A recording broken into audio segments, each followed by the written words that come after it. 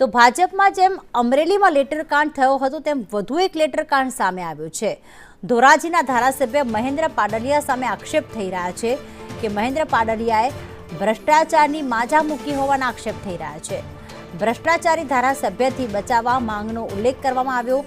નાના કોન્ટ્રાક્ટર દેશી દારૂના વેચાણમાં હપ્તા લેવાનો આક્ષેપ ધારાસભ્ય પણ કરવામાં આવ્યો છે। ટીડીઓ ડેપ્યુટી કલેક્ટર પાસેથી પણ હપ્તા લેવાનો આક્ષેપ છે। ઉપલેટા સર્કિટ હાઉસમાં હપ્તા પહોંચાડ્યાનો પત્રમાં ઉલ્લેખ કરવામાં આવ્યો। ભાજપ જ કોઈ આગેવાન કે કાર્યકરે લેટર લખ્યાની પણ ચર્ચા થઈ રહી છે, એટલે કે ભાજપના જ કોઈ આગેવાને આ લેટર લખ્યો છે। નગરપાલિકાની ચૂંટણીમાં પણ સેટિંગ કરી ટિકિટ વહેંચવાનો આક્ષેપ છે। આજરોજ એક પત્રિકા મને પણ મળી છે અને મારી વિરુદ્ધમાં અલગ અલગ પ્રકારના ભ્રષ્ટાચારના આક્ષેપો કરવામાં આવ્યા છે।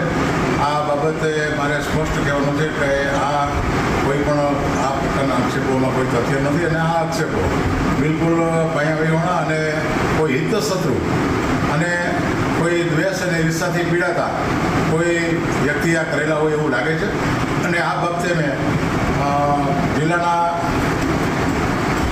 એસપી સાહેબને પણ ફરિયાદ કરી છે।